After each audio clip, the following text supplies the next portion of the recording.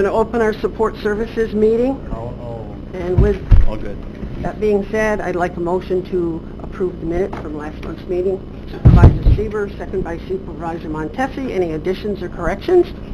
All those in favor? Aye. Opposed? Carried. And with that, your turn. Good morning. Good morning. I only have a few things to kind of wrap up my budget for the end of the year. We're going short in the retirees hospitalization. It changes in December, so we need $775 so that I don't go negative in that code. And the only other things I'm asking for is I'm asking for some money for my audit clerk to get a new chair because some screws are falling out. 15 or 20 years old. Okay. I think he could use one. And all the money is already in my budget, just in other codes, so I'm not asking for anything from contingent. And $100 in supplies, just so we make sure that we have enough paper for all the end of the year reports. Okay, someone like to make that motion? Supervisor Montesi, second. Supervisor McDevitt, any questions? All those in favor? Aye. Opposed? Carried. Thank you. You're welcome. That certainly was quick.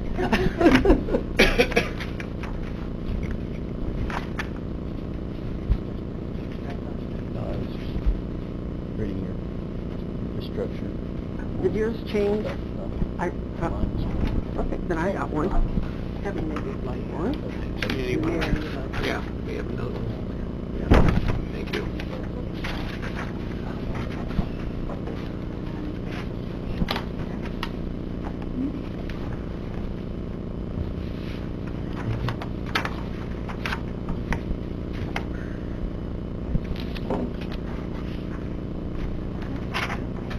You may have had a chance to look these over when the agenda was sent to you, but just a couple brief items here today. We will be looking for transfer of funds, 1410-130 to overtime. Now, I think if I recall, when I was here in August, we moved some funds to balance out the clerk's office, and I do remember saying, and this should take us well to the end of the year. Unfortunately, the clerk's office, D&B, both areas were hit very hard with a lot of leave, unprecedented for us in this area, and unexpected, unanticipated. Some serious things came up. So we had like 800 hours of leave in the clerk's office, of which I did have to address, make some overtime. So it's not surprising that I used that up. So I'm just suggesting that and need to move some money from the part-time salary, which we still have some balances there, into the overtime. And I am very hopeful that everything will go well despite the very high leave activity for November and December. That still remains, but I'm hopeful that this will take care of us for sure. So I would ask your consideration of that request to transfer those funds. All right, would someone like to make that motion? Supervisor McDevitt, seconded by Supervisor McDonald. All those in favor? Aye. Opposed? Carried. Thank you very much. You're welcome. The second item, many of you will know that through years, my years in the county, I have been involved extensively with a lot of records management program going back to 1990. And throughout the 1990s into about 2010, I wrote a lot of grants. And they were focused on records management and archival management. We are looking at potentially going in and doing one this year. It's been a few years since we've tackled that, but it is an area of digital conversion of long-term paper files, case files that are in the Records Center. At some point in time, we do have to kind of get into that. We have extensive experience with our own electronic files in the clerk's office, but this would be a new area for us to proceed. And we are strongly looking at doing some funding with the Local Government Records Management Improvement Fund grant. And that is the one that serviced us with about $1 million when I was before that. So the applications are due in January, so I would be asking for your approval to create and ultimately submit before the January 16 deadline, which is the point of my being here today. Right. All right, someone like to make that motion? Supervisor Montesi, and then we'll open it to discussion. Second by Supervisor McDonald. Yes. Just for your point of interest, Sealy Office Systems, I'm not pushing them, but I know that I play golf with the owner, and he was telling me that they've been doing the digitalizing of all of the Hudson Headwaters files. Mm-hmm. And just so you know, if we do get the grant, we should include them at least on our RFPs. That could be. We do, as you know, very much in-house. It is done through software that runs the clerk's office. Oh, okay. So, you're doing it but in-house. it's always interesting, and I know Hudson Headwaters. Case files are a very critical part of all of our operations, and actually they fit beautifully into the business continuity, which we are obviously trying to make sure we're up to speed on. So I appreciate that point. Glad to hear that they're out there doing it. Supervisor Leggett, you have a question? Ben, so you're constantly doing digitizing of The clerk's office. The clerk's office for files. So this is just to We'll begin to focus on what is in the archives that is stored for long-term, get them into an electronic version. Ultimately, we would be hoping that some of the departments will also go that way when it comes to case file management. And this will ultimately maybe serve as a bit of a boost to that. so you'd be the template. You'd be Yes, the exactly, sir. standard for the county. Yes, that would be a template for that. And I also note that on the 24th of October, the county was awarded the Archival Management, Excellence in Archival Management for the state of New York. So we did, Congratulations. Wonderful. we did go down and receive that, and we're very happy to bring it back here. So appreciate the support. Nice work. Thank you. Any other questions? I just have maybe an observation. I met for a moment with Pam before this meeting, and I want to thank Pam and Beth for this certificate, okay, for people that have been reelected. But one of the things that has always confused me on getting elected or reelected is that Miss Maxim from the wonderful community of Chester has always reminded elected officials and judges and whoever else might listen that they have to take an oath of office. And she has always basically suggested that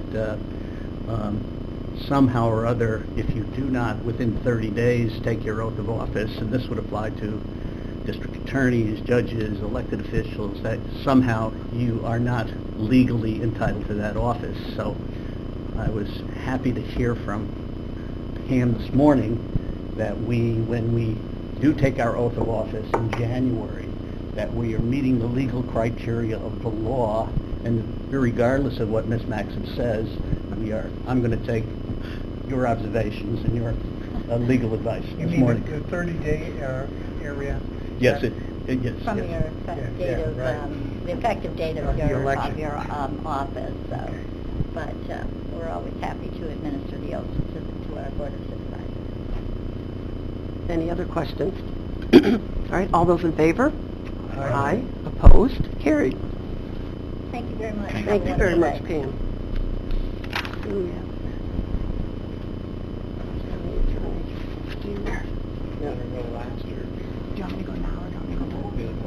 All right, I think we'll do the Board of Elections first, then we'll do the county attorney next. Thank you.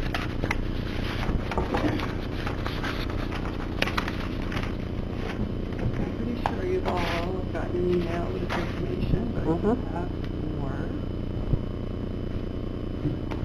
Who's in need?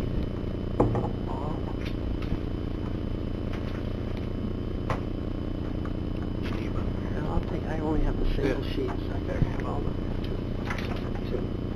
Two for the price of one. All right.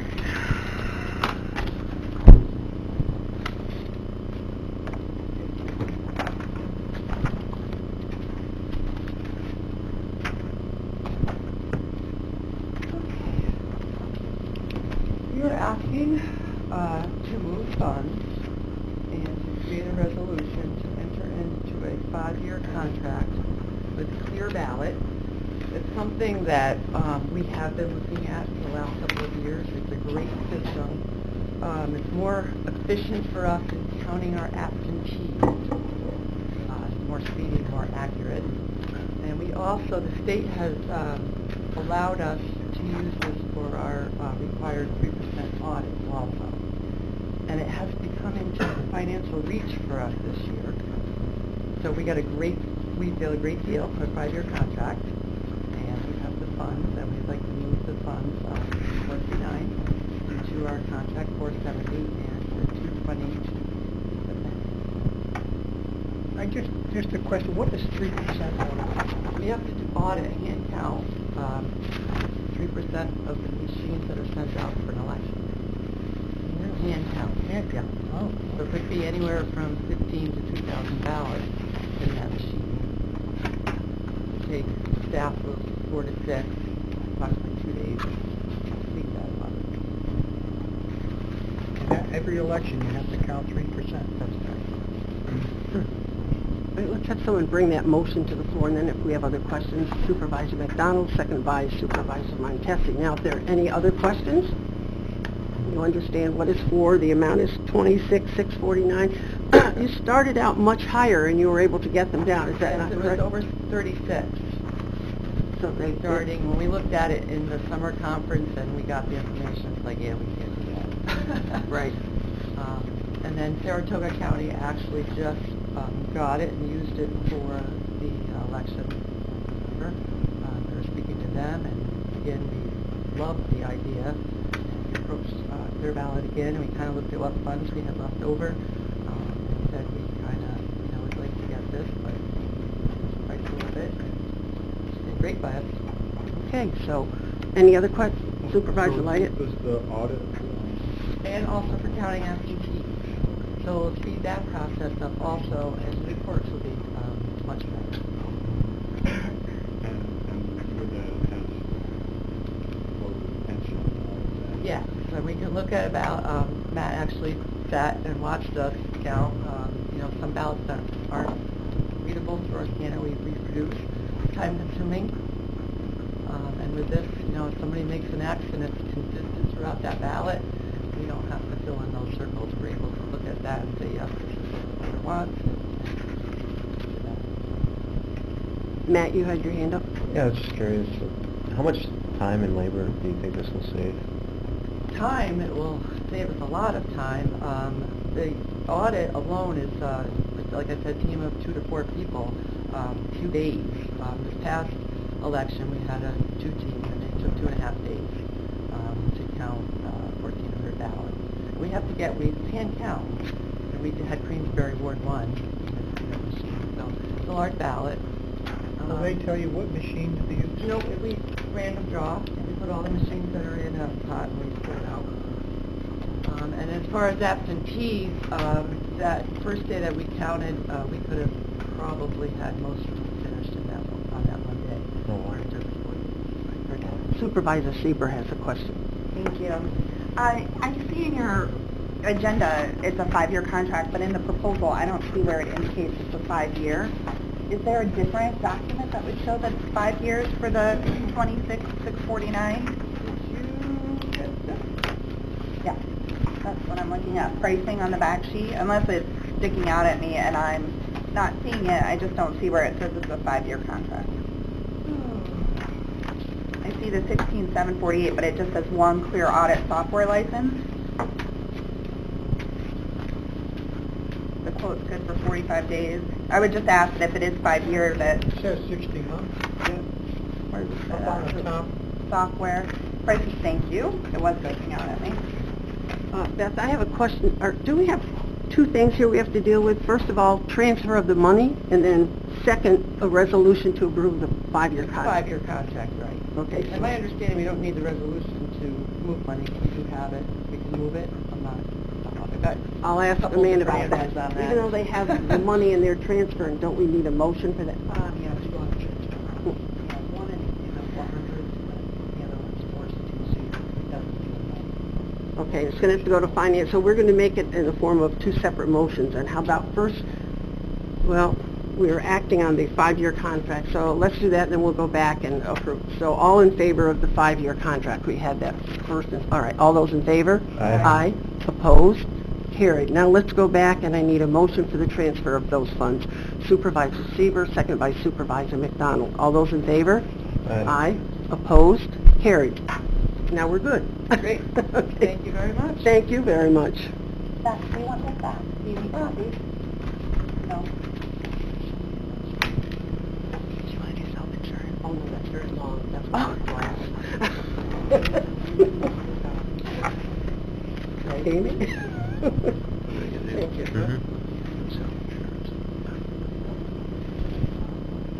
Give me. Edna, since I don't sit on Health Human Services with one, can we just talk after you let me know how it goes? I gave you my thoughts on that. Mhm, yes, you did. I'm going to leave after this. And Oh. that's- Basic allowance is set up to make sure everybody's satisfied with what's there for the requirements. You're just going to go out, To make sure we're going out to send, we'll have to go to personnel. I don't think so. no, I don't, not The for hiring goes through you, right? Right. Okay, we're all set. Okay, so our first request is just for a contract with Mailings Made Easy. The county has a contract with them, but our office also contracts with them because they do all the foreclosure mailings. It did go out for an RFP, and they were the only company to respond. All right, a motion by Supervisor McDevitt, seconded by Supervisor McDonald. Any questions? All those in favor? Aye. Opposed? Carried. Our second request is to renew our contract with Bartlett, Pontiff, Stewart, and Rhodes.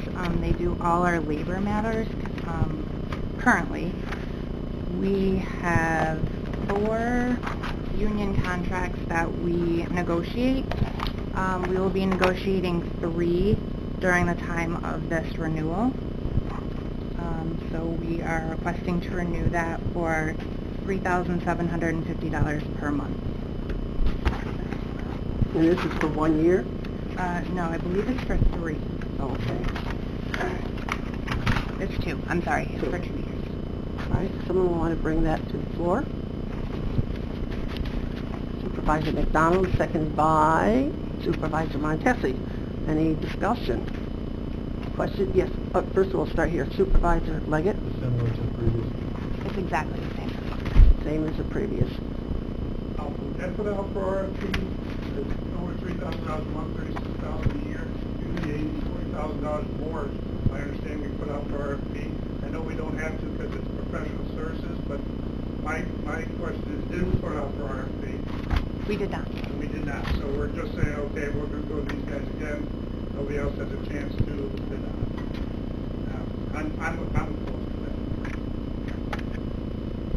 All right, any other discussion? Supervisor Seaver? Mary, how come it didn't go out for RFP? We don't generally put out for an RFP, but that doesn't mean that we... Is this something that has to be approved today, or it could go out, or? It does not have to be approved today. Well, the contract expired December 31st, but we could always ratify in January if that's the direction we wanted to go, or we could just contract for a different term. I would be much more comfortable in going out and seeking alternatives.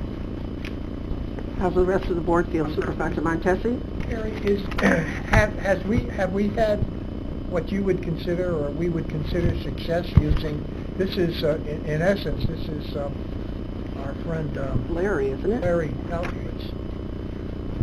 I think that Larry is extremely successful. I think that he has the most experience in this area in labor relations. I think he does a great job. Yeah, I've had experience over the years with him in the town of Queensbury negotiating it. I've always felt that he did his homework and did a good job. So, you know, I don't have a problem with him, and I think we've been successful with him. And I don't know if this changes anyone's mind or if it helps. Obviously, attorneys bill their time by 1/10 of an hour, so even though he's charging us a fixed fee every month, he still bills his time to show that at the time records at the firm. And the time that he's put into our contracts comes out to like $92,000, and this contract is $45,000 a year.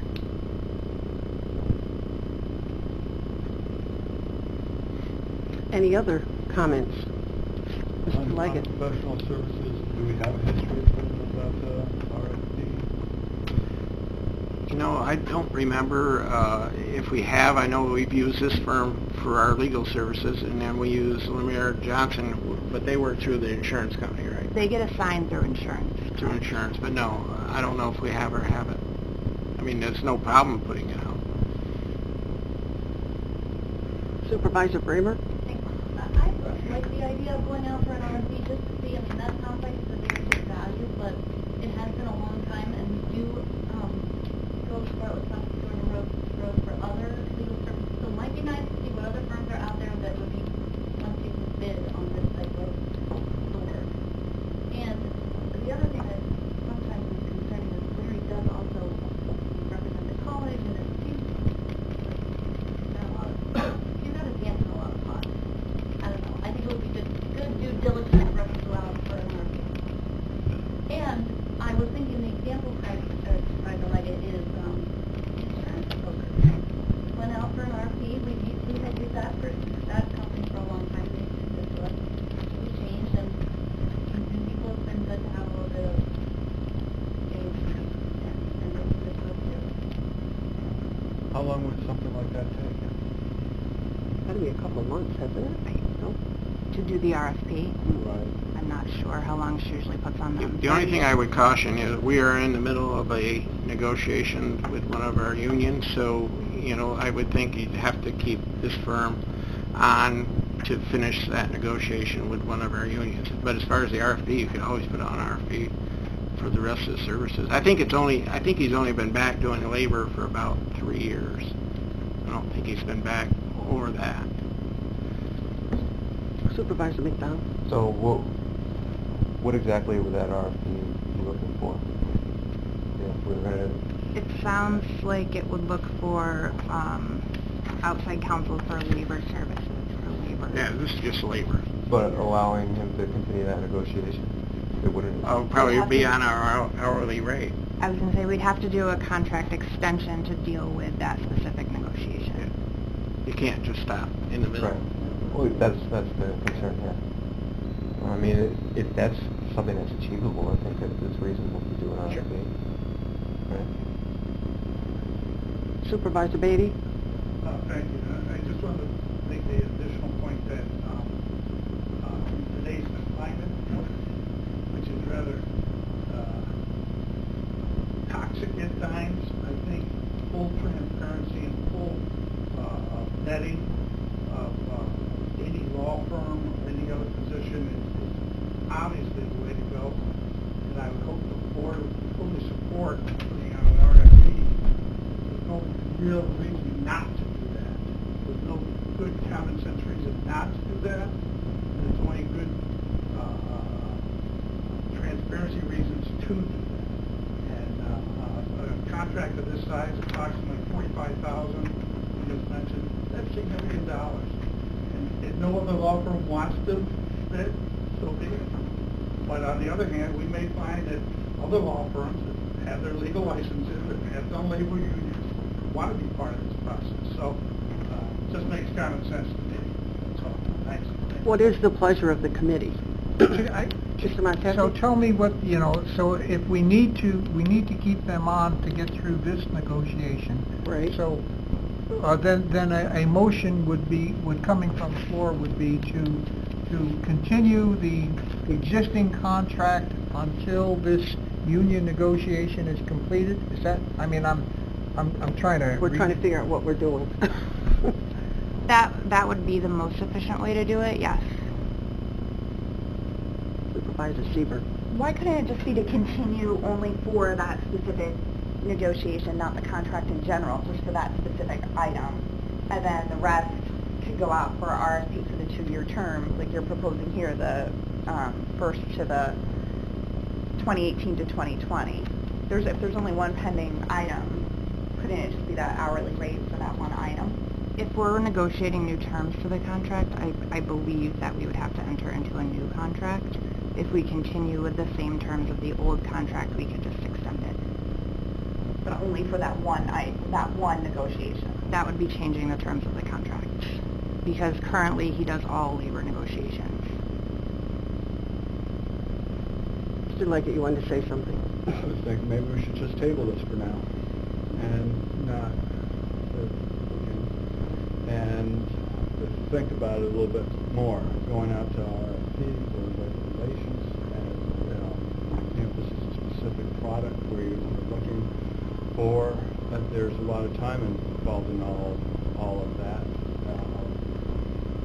This expires December 31st, right? So the So the contract will expire on December 31st. So we need to do something with, I mean, I think Rachel's idea is fine, you know, we're going to extend the contract specifically for this negotiations that we're doing. Let's get that done, and then, but in the meantime, as you're pointing out, Mary, that he does other things for us. So if we have a claim or something that happens with the other unions, we won't have any coverage until we.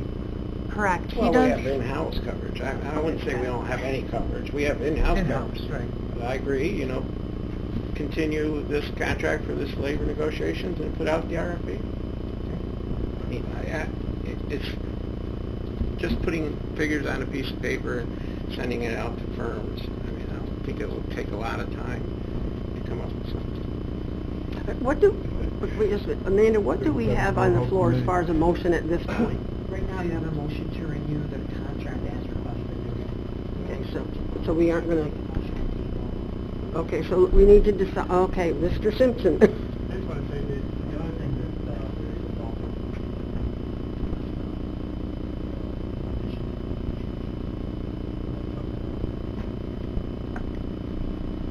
Who's that?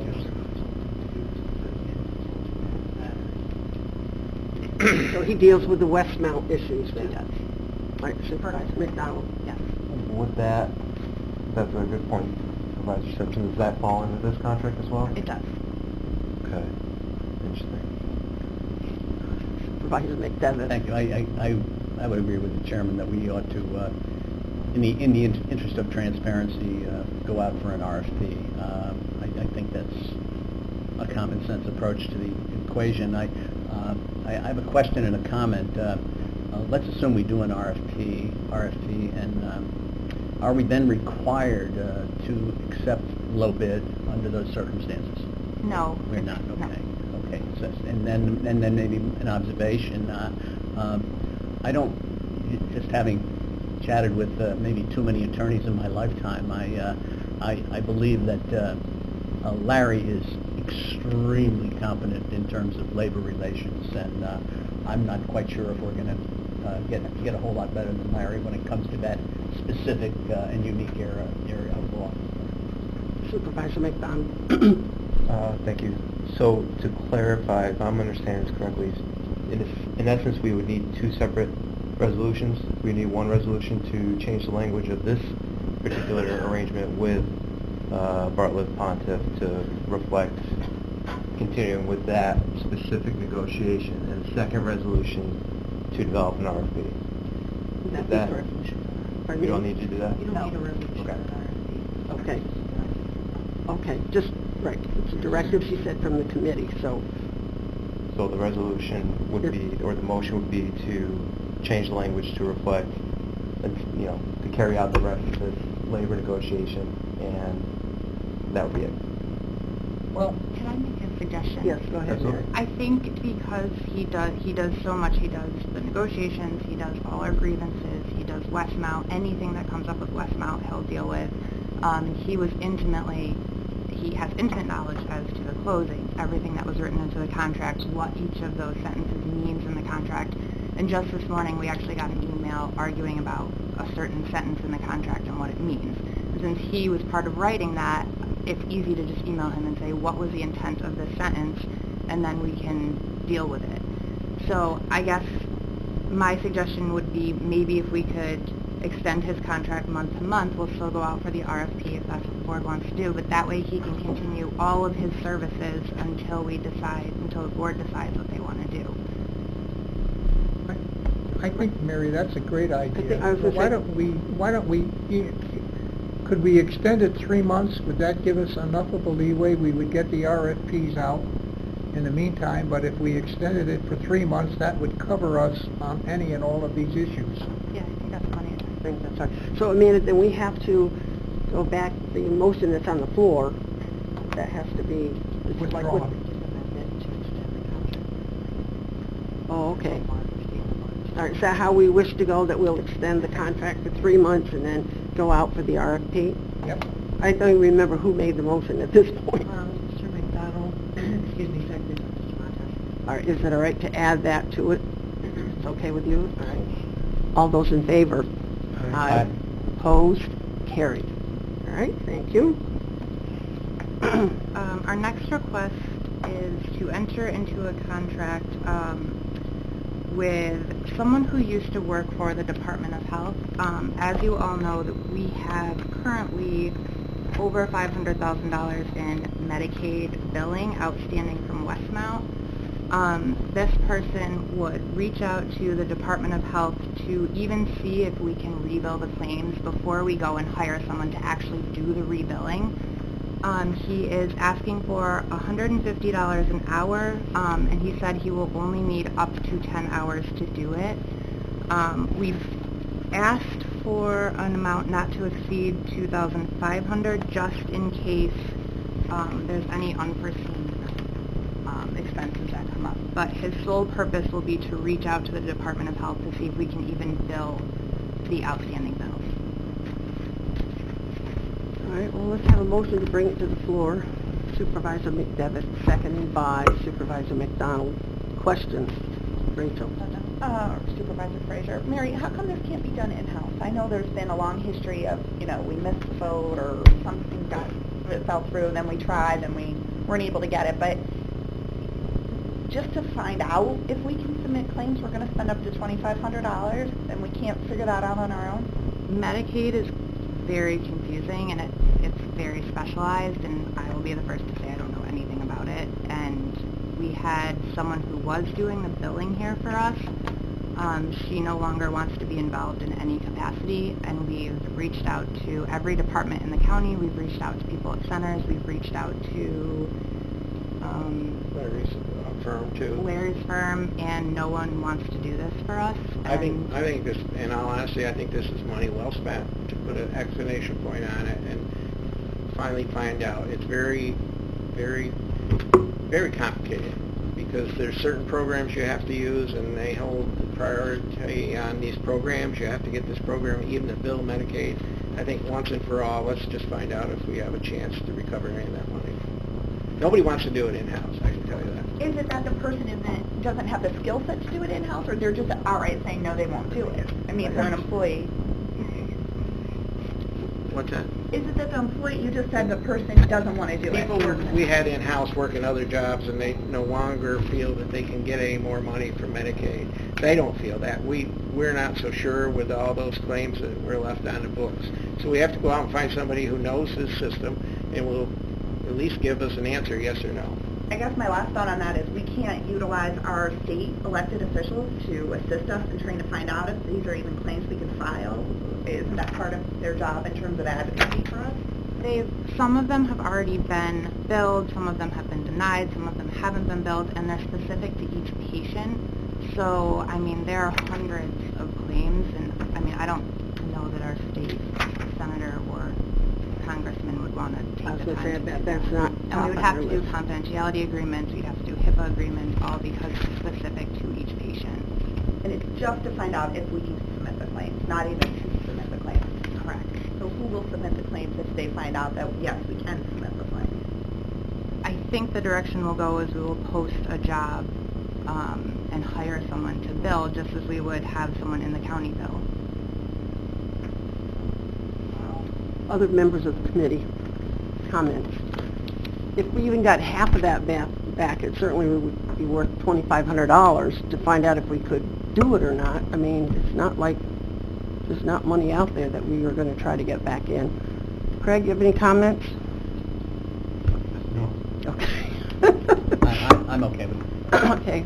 Matt, you're okay? All right, let's take a vote on it then. All those in favor? Aye. Opposed? Opposed. All right, carried. Thank you. My next two requests are to fill the first assistant county attorney spot and the second assistant county attorney spot. Ben's last day at the county is December 1st, which is this Friday, and then it will just be me. So I'm requesting to fill those two vacancies. Supervisor McDonald. You want to bring, or Yeah. you bring it to the floor. A second to that, Supervisor Leggett. Okay, let's have some discussion then. Are we looking at doing both? Should we just go for one at this point? Mr. McDonald. We can go together, correct?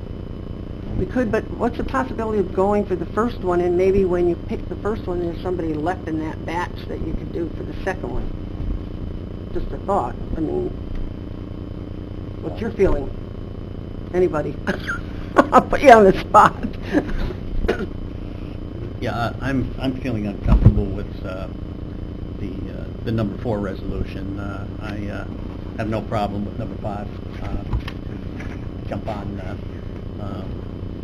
We're going to do the second before we do the first? Is that what you're saying? I guess what I'm saying is I'm having a problem with Brian in terms of you know, the involvement with the office. Okay, I have no problem with number 6.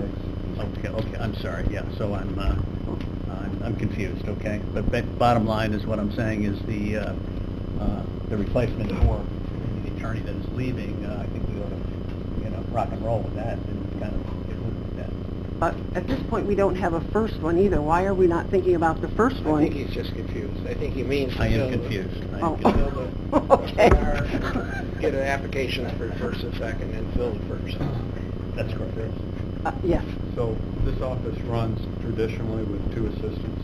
I'm assuming that's the case, yes? It has been, yes. Right. And your suggestion is to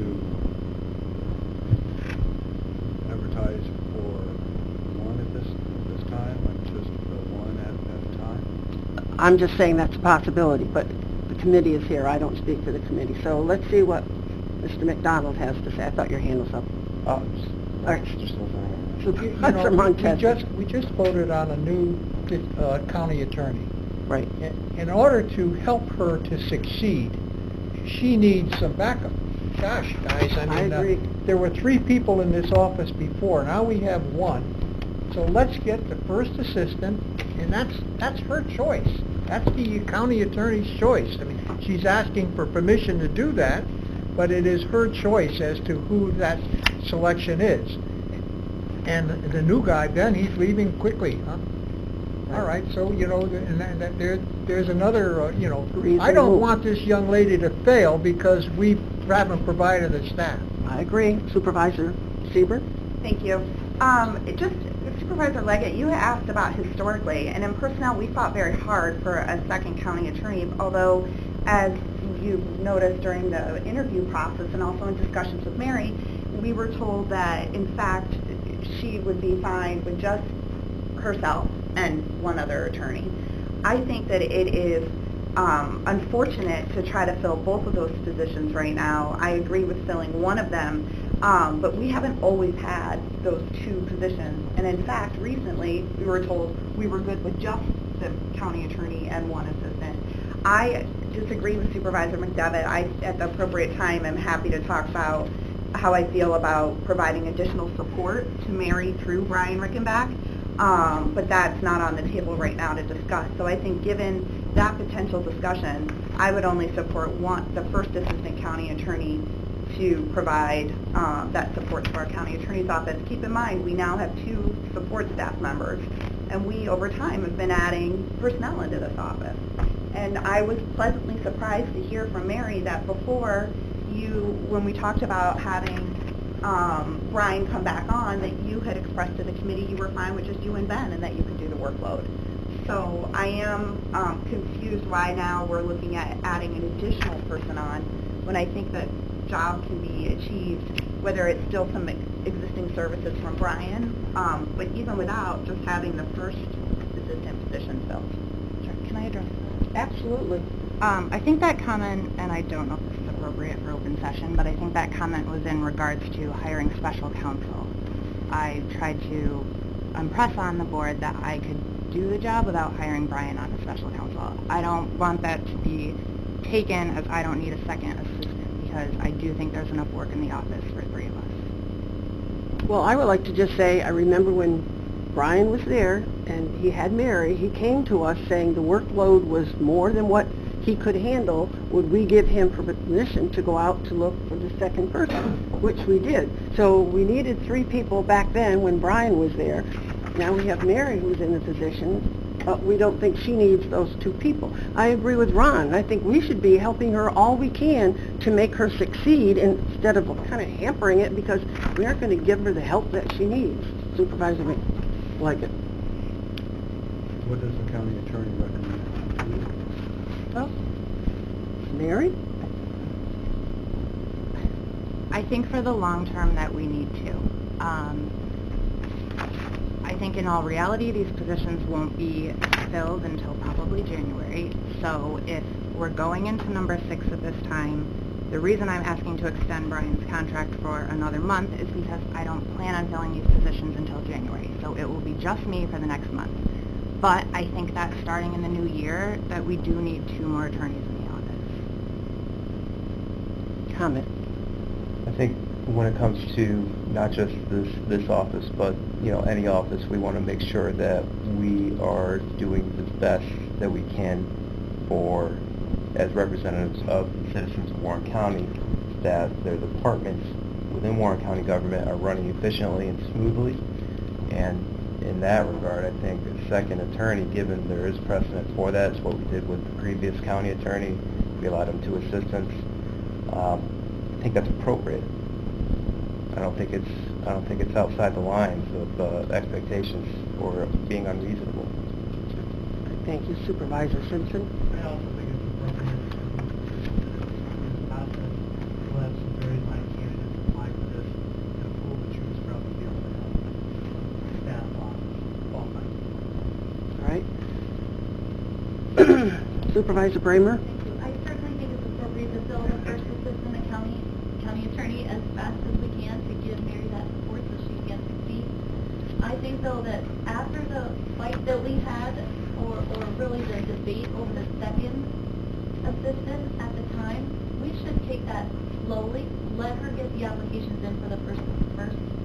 And if she has a second person that she wants to, bring on that she feels strongly about, she should bring that person back to the committee and have that person ready to go at that time. I don't think we should just automatically give her 2 positions, though. That wasn't what was happening for a long time. We brought on Amy Bartlett part-time. Maybe we start out the second person as a part-time person.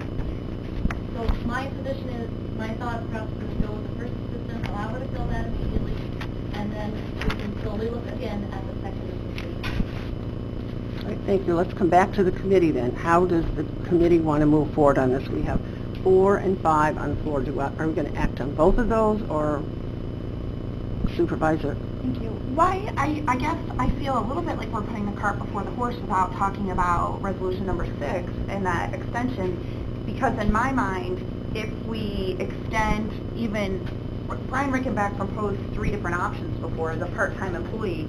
Maybe you don't need to go hire the second attorney to speak to how well government functions and the experience in that office. It would make sense to me to have someone like Brian with that experience part-time would give you so much support than a second attorney. So if we are going to have a discussion about the options for Brian, then maybe it's premature to vote on both 1 and 2 until that discussion is done. I don't know procedurally how to do that, but unless there's some predetermined decision from this committee that I'm unaware of that you're all going to say no to Brian, but if you're even remotely considering that, why not consider one of the 3 options he gave us before, the part-time employee, and then just hire that first assistant right away to give Mary the support that she needs, continuing some continuity with Brian, because it can't be just Mary in the office for a month. All right, let's go back. Instead of trying to put 4 and 5 together, at least let's act on number 4. Resolution to fill first assistant county attorney. I think everybody's in favor of that, so I'd kind of like a motion on that and a second on that. Supervisor Montesi, Supervisor McDonald, all those in favor? Aye. Opposed? Carried. All right, we may as well go on to 6, and maybe it'll help you make up your mind on how we want to act on 5. So number 6 is a resolution request to extend the contract term for special counsel to the Board of Supervisors. Mary, what are you looking at in that one as far as extending it? We're only looking to extend it through December. Oh, okay. I'm fine with that. Any, Make a motion?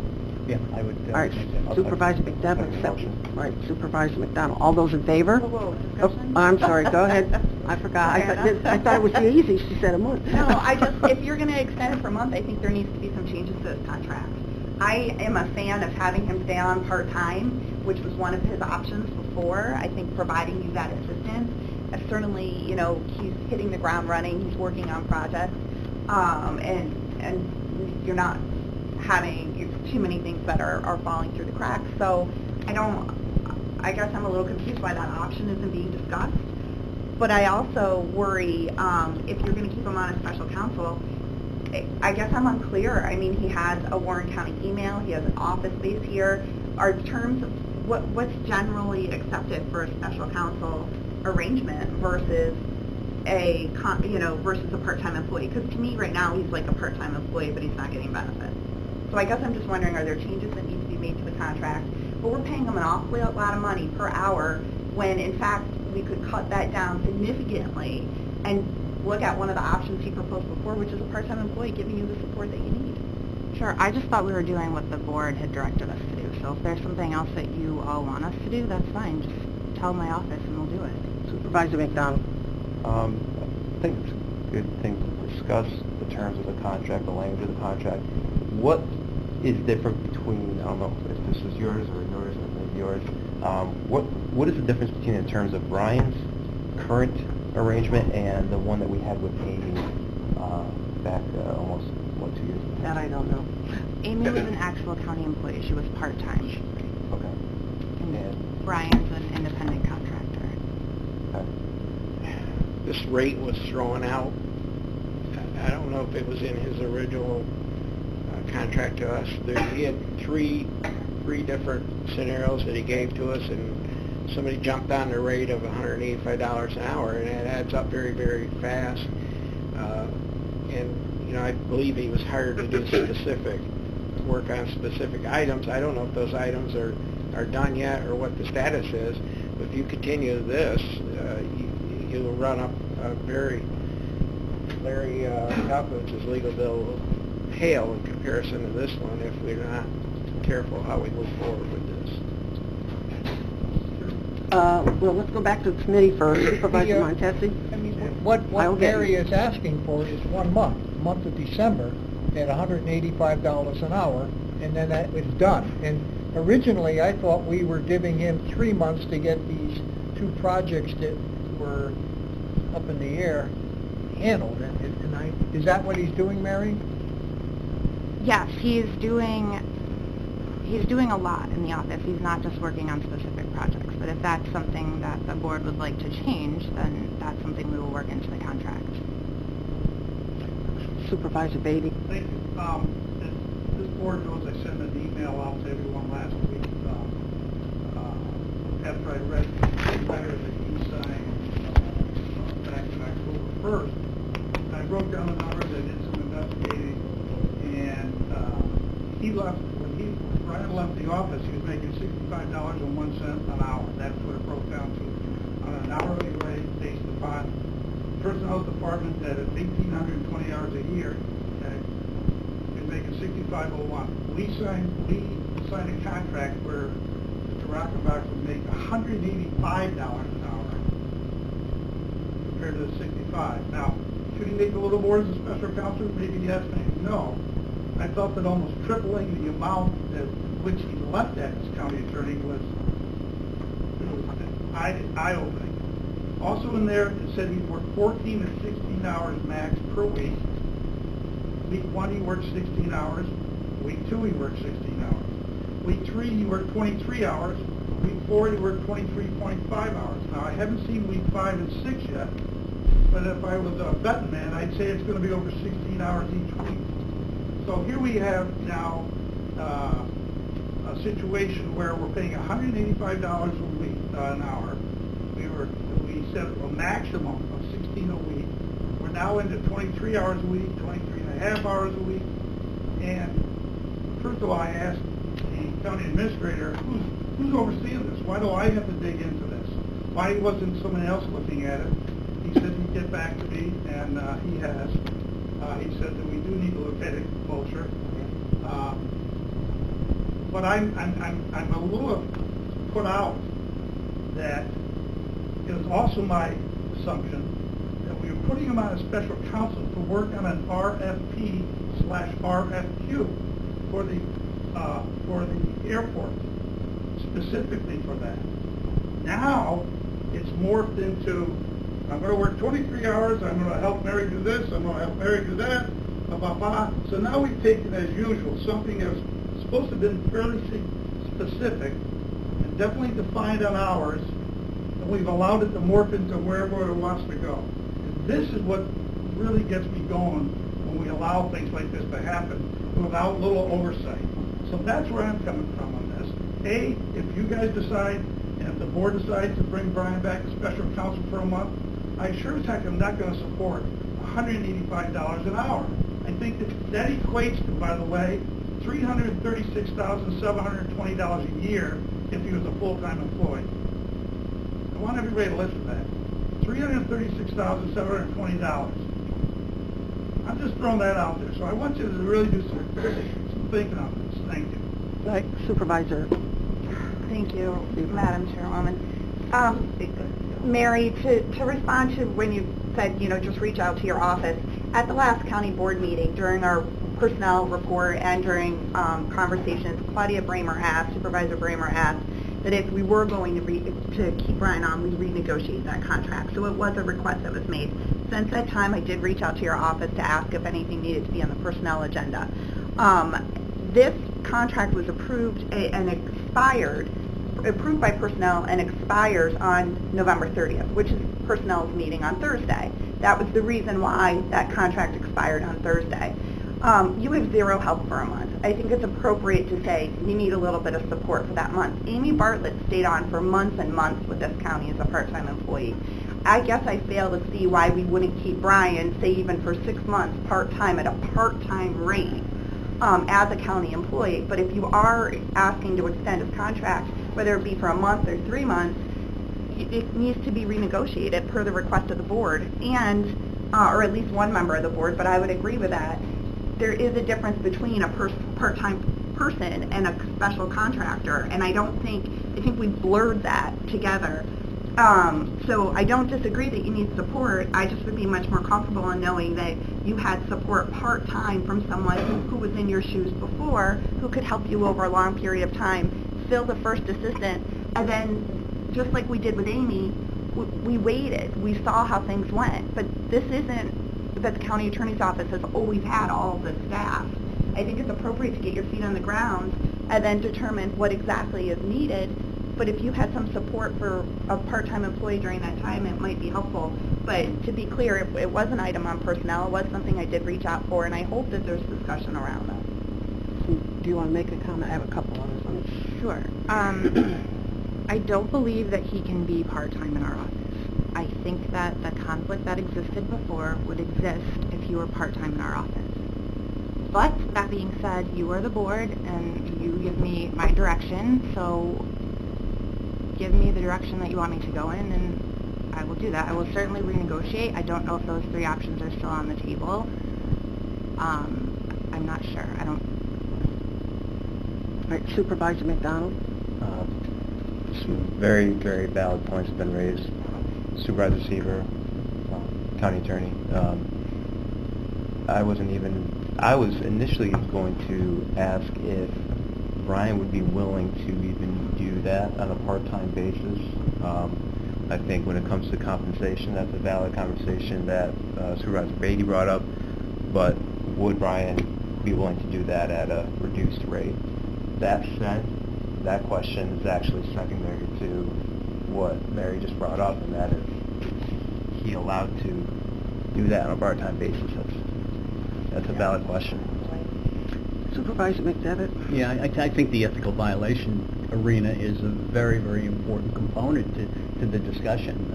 I think we can short-term permit Brian to kind of exit his way out the door, but we just can't ignore an opinion from the Professional Conduct Board down in Albany when it comes to lawyers in the state of New York. I mean, it's they have described this as an ethical violation.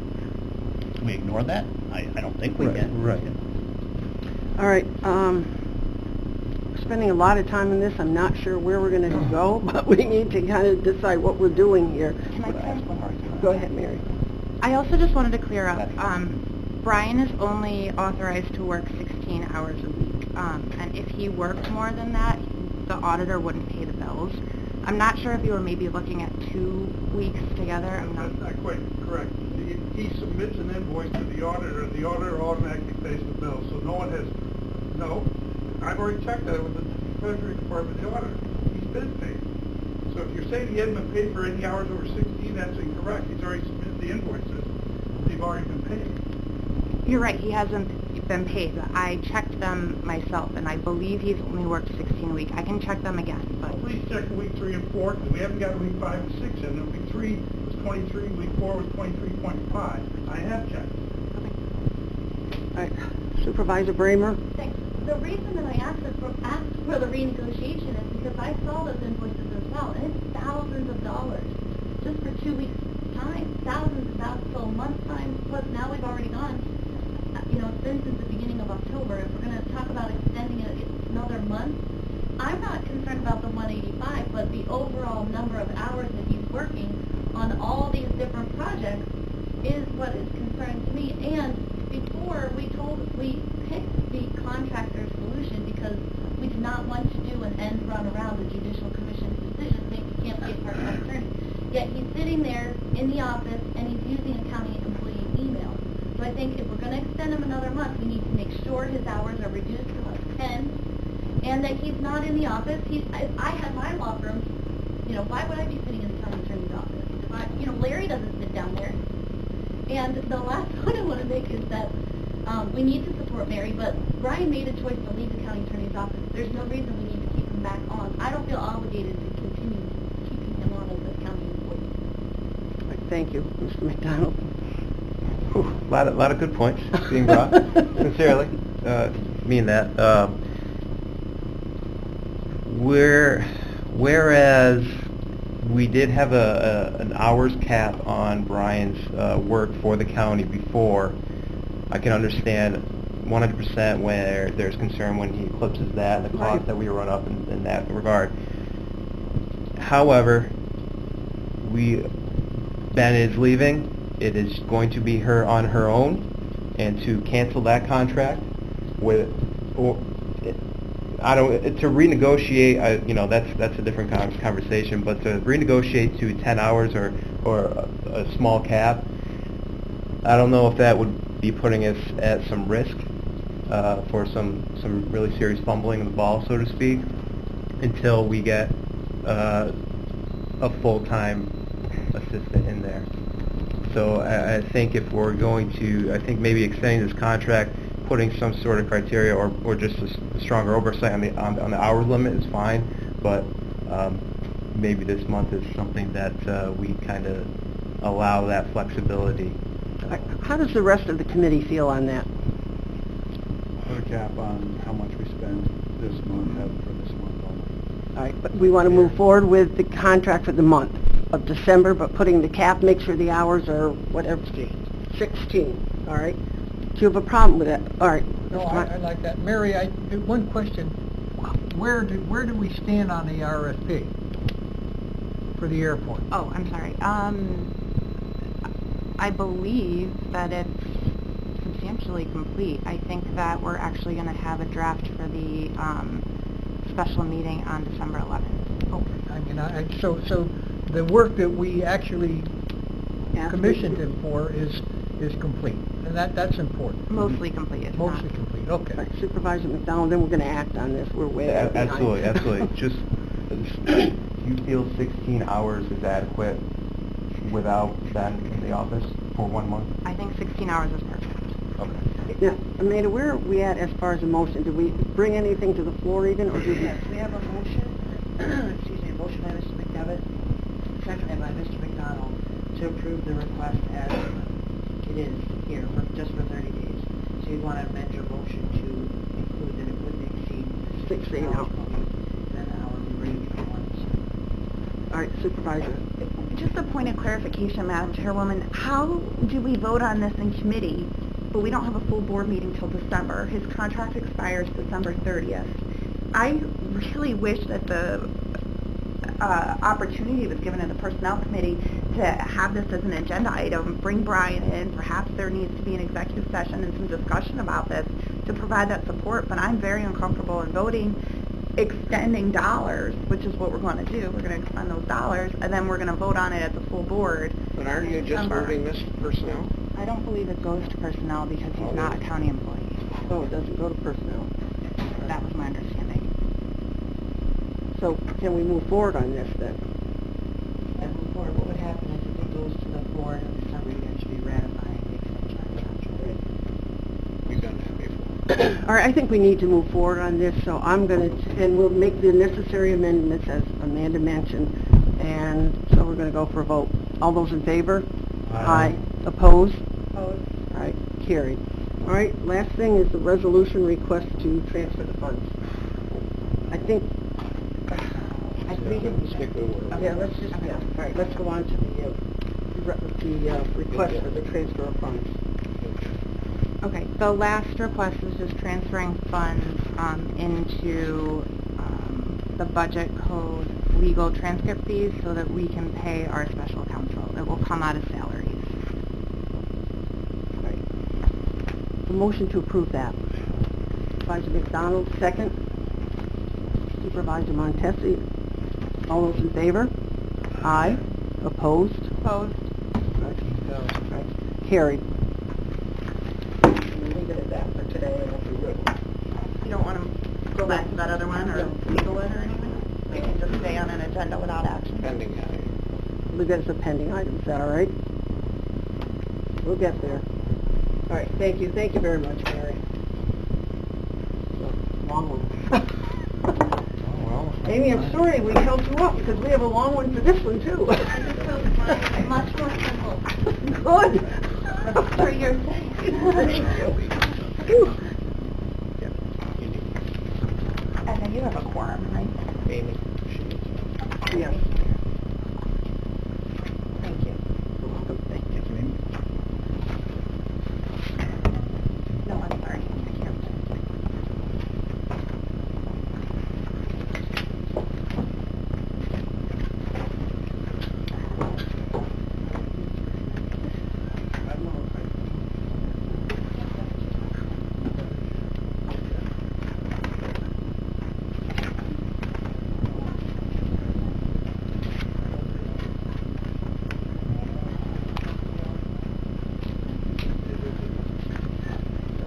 My first item is a resolution to approve a new contract with our safety consultant, Needham Risk Management. We did go out to RFP. Needham is the incumbent. We've had them since 2009. Been very satisfied. Many of you know their work. I put the pricing in there. I'm asking for a resolution to approve a one-year contract with the option to renew in one-year increments until 2023, next year. All right, someone want to bring that to the floor, Supervisor McDevitt, second by Supervisor Leggett. Any discussion? Yes. What do we end up this year with for their contract price? You mean 2017? Correct. 60,650.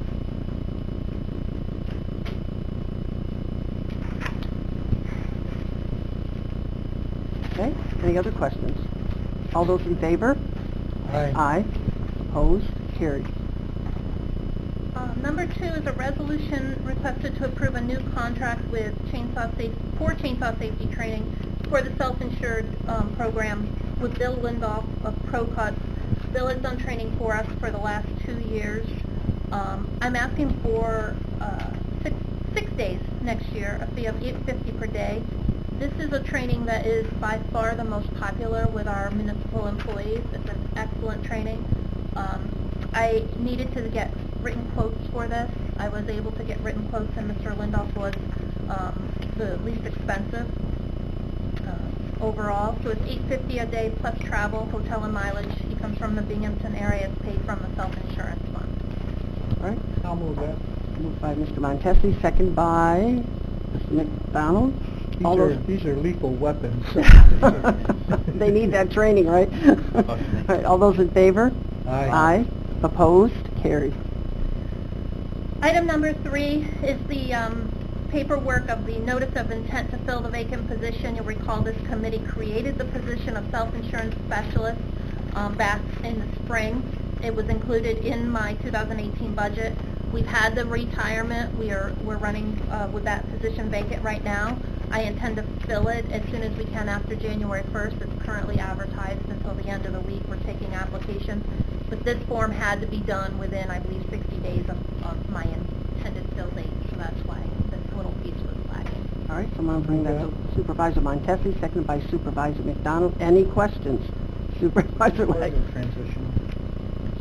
Yeah, it was the retirement of the person that was in the account clerk position. But you were changing the position a bit, weren't you? To self-insurance specialist. Right. Just upgrading the position. It's an upgrade. It's a much more complex position than it was. Okay, you're welcome. All those in favor? Aye. Opposed? Carried. I'm requesting a resolution to allow me to act as treasurer of the New York State Association of Self-Insured Counties. This is something I've done for a few years. I was re-elected to another 2-year term. Nice. All right, someone would like to make that motion. Supervisor McDevitt, seconded by Supervisor Leggett. Any questions? All those in favor? Aye. Opposed? Carried. Number 5 is my difficult one here. Property and casualty insurance renews at the first of every year. And Mr. Lee Pollock, if you want to come up, please, and address the committee. In the spring, I asked Lee to make sure that he really scoured the markets and looked at what our options were. And I think Lee's done a good job and has some good news for you, hopefully. So with that, I'll turn it over to him. Thank you. And we are in a situation where we have some good news. I just want to go over what we've done, and I think everybody has this kind of shorthand comparison. It's 26.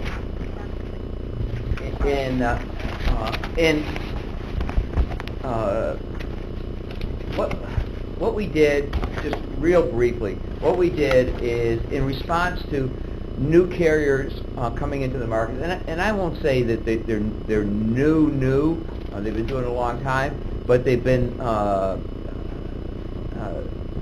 providing competitive quotes. In response to that, we thought it was appropriate to go in on an apples-to-apples basis, go out to the marketplace and see if the county was getting the best possible solutions. And we received 3 quotations. We received many questions, and out of those many questions, and out of 6 carriers, we actually received 3 quotations. All of them were less than expiring. and significantly less than expiring. What we did is we've outlined the lowest cost provider, which is the existing carrier, which is NYMER, that we're all familiar with. But we've also noted on page 5 of 5 the other quotes received, and Page 30. page 30, okay, and you know, it's exceptional for a couple of reasons. You know, one is that the county's exposures continue to grow a little bit. You know, you replace a dump truck that you bought for $150,000, and I know I'm telling you things you already know, but that truck now costs $200,000, and the construction cost has creeped up about 2 or 3%, mostly because of building costs, building material costs. So the underlying exposure for the counties do creep up a little bit every year, and happily, when you look at the cost, it's roughly $100,000 less on the core commercial insurances, and it is and I don't know what page number the excess workers' compensation is. It's at 29, page 29. It's the last item on the page, and that has also declined, which I pointed out because it's a vote of confidence. That's reinsurance for your workers' compensation pool for all the county employees and all the town employees and fire district members and things like that, with a few, maybe one exception. And we are seeing, that line of business is subject to increased medical costs, medical inflation. Workers' comp claims include medical costs, and they also include indemnity costs, wage replacement costs. And New York State has increased those benefits over the last 5 years, almost double. So it's quite a vote of confidence in the excess carrier to reduce the cost to you, and that's not typical. As a matter of fact,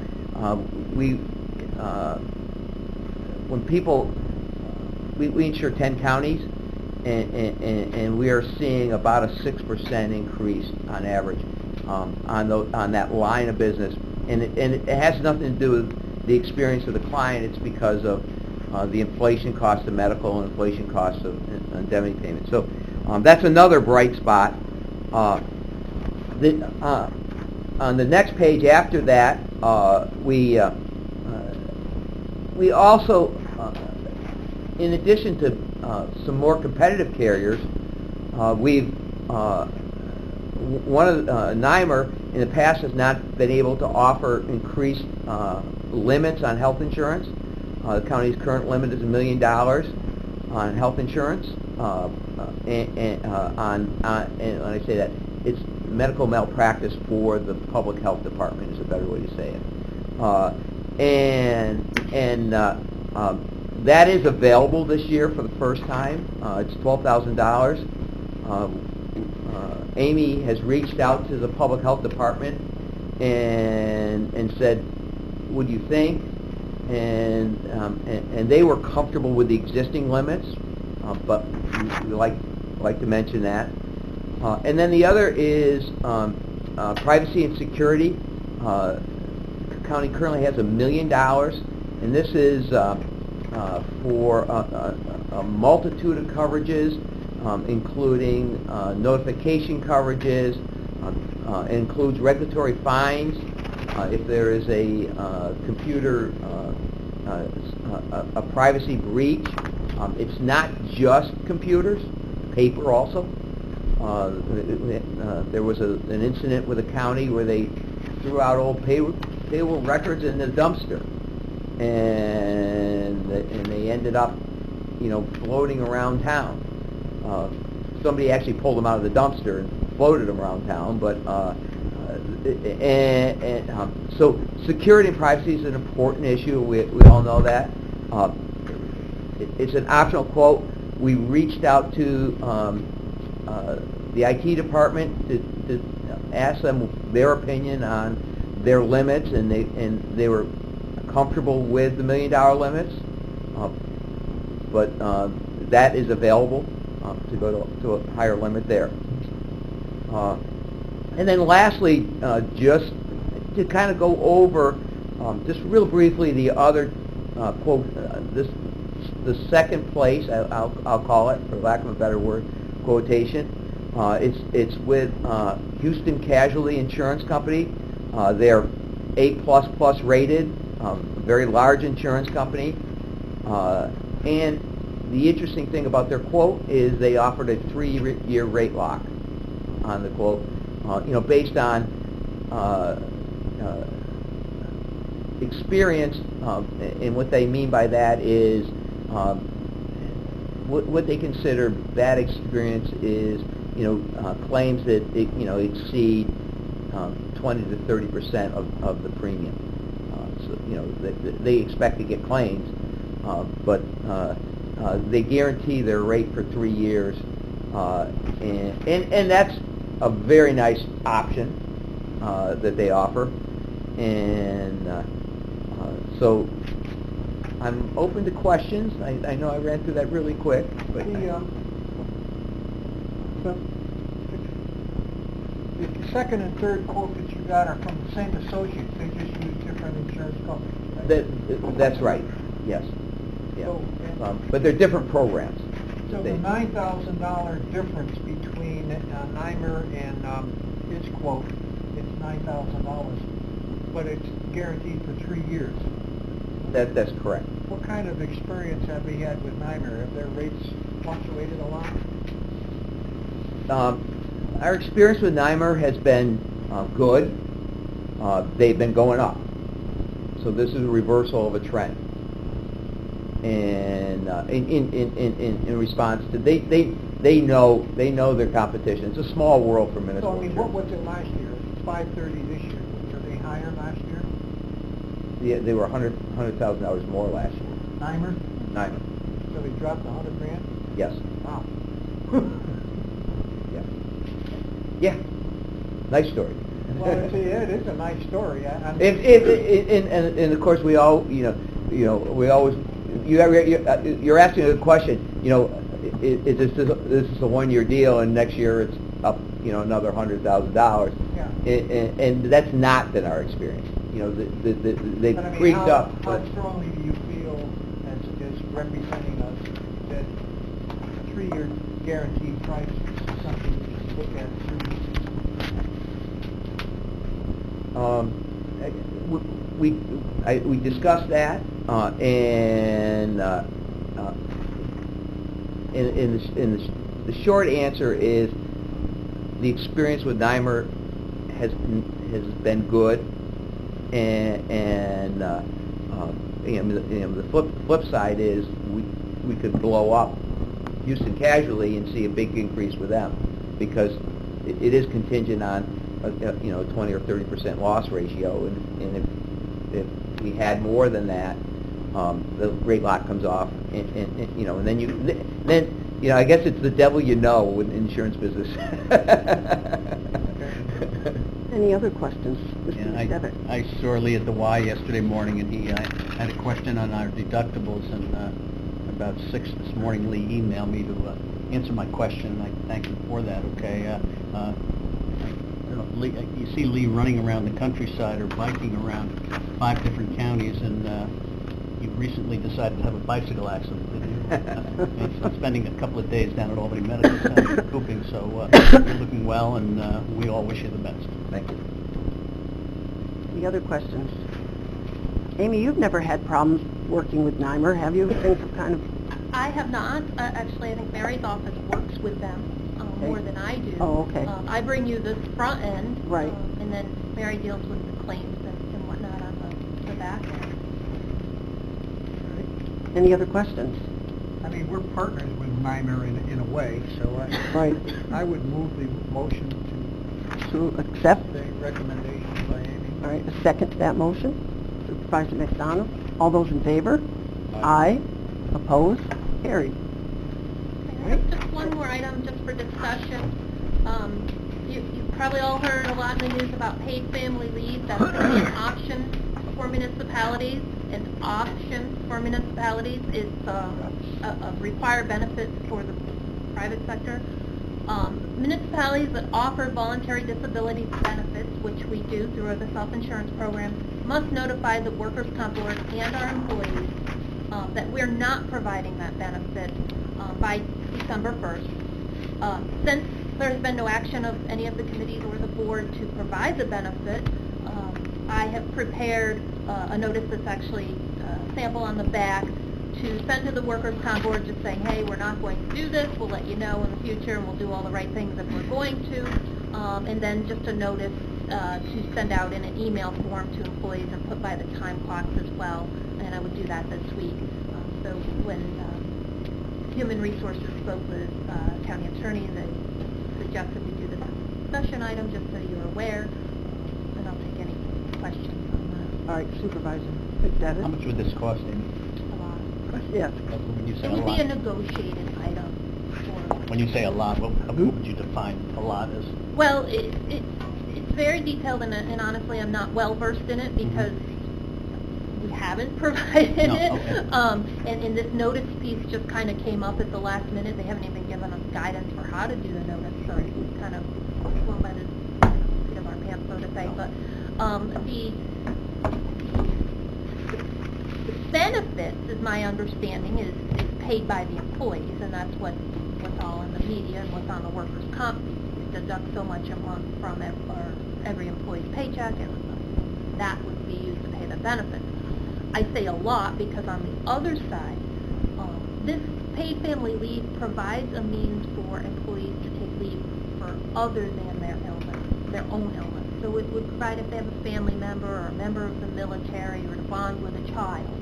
So you would have a lot of indirect costs to that, like you were talking earlier with Vogel and having a lot of people out. There'd be a lot of coverage issues. Right. But it's a negotiable item for those with the union. It's an option for municipalities. It's a requirement for the private sector. My son has 190 employees. It's a substantial number. It really is. And it's the unrelated. I mean, all right, so, you know, they're gone for 8 weeks or 12 weeks. Backfill that. What if two members of the family work for the same place? They lose two at a time. And it's part-time and full-time, too, I think. Yeah, yeah. There's if you go to the workers' comp, New York State Workers' Comp Board, there's an icon for paid family leave. They've got a nice piece that tells a lot about it. But my concern today was really just to make sure you knew it was okay, and I do need notice to the employees and the board. Thank you. All right, Supervisor McDonald. If at all possible, would you be able to provide some information about what those costs might actually be? I mean, this notwithstanding, just so we can understand it more thoroughly for next year. Yeah, I can give you the costs that are paid by the employees. If you were looking at, if you had, a union come to you wanting that, I absolutely can share that. That'd be That is brochure. There are some counties. The non-direct costs, I wouldn't even dare guess. That would be actually an NHR probably question. I can ask. There are some counties that are doing this. Really? I think it's I hadn't heard from any counties. information that for at least next year. I mean, there's only so much we can do in a couple of days, but for next year at least, we should have more information so we could probably properly vet this. You actually have to notify them 90 days ahead because you can start taking deductions, and that's why I felt confident coming and saying we are opting not to because nobody had opted to. Of course, of course. Mr. Leggett, before Yeah, I we... hadn't heard of any counties. Towns. And as towns, we would post this. If you have a disability program now, yes, there's a requirement for the town. work comp or not your disability. Disability is optional for municipalities, so some towns have it, some don't. If the town has a disability program, they certainly need to look at paid family leave and the requirements under that. Do you need approval? No, she just was informing us so we would be aware of what was happening. All right, thank you very much, Lee. Thank you very much, Amy. Thank you. We moved that right along pretty fast. I'll entertain a motion to adjourn. Supervisor McDonald, seconded by Supervisor Montesi. All those in favor? Aye. Opposed? Carried. And we're going to have hopefully a short... 5 minutes?